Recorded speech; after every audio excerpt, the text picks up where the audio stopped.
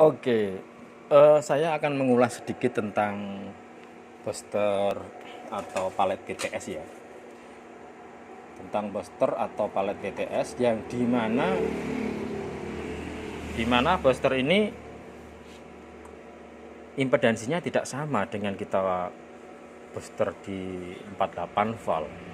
Ini kelasnya BTS yang hasilnya frekuensinya di atas, kita turunkan ke bawah ya. Ini sekedar mengingatkan kawan-kawan, baik jumper input radio, output radio itu sangat berpengaruh sekali terhadap kerjanya ini booster. Bahkan radio berbeda itu bisa menghasilkan power yang berbeda. Di sini saya menggunakan jumper baik input ataupun output ini sepanjang 130 cm. Dari radio ke booster juga 130 cm, dari booster ke SVR juga 130 cm. Jangan tanya saya tentang impedansi dan kemudian menggunakan analyzer, jangan tanya saya itu. Gitu. Kita bicara masalah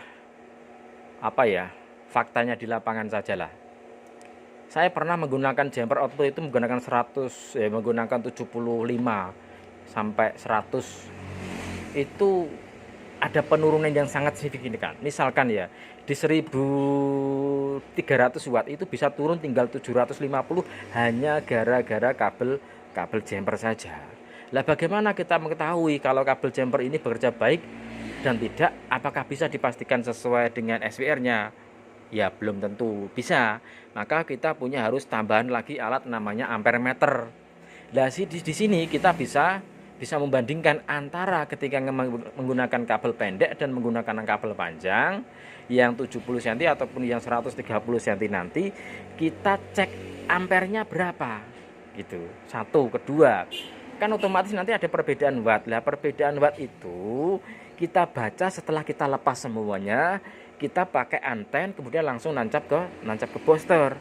Nanti kita lihat yang 130 cm ampernya sama nggak ketika anten itu nancap ke booster, atau dia lebih sama menggunakan yang 75 cm dan ketika kita menggunakan anten. Mana yang lebih bagus, mana lebih real? Setelah saya pelajari dan saya buktikan, ternyata yang 130 cm ini mendekati realnya ketika anten atau kabel anten menuju ke booster, ampernya tidak berubah.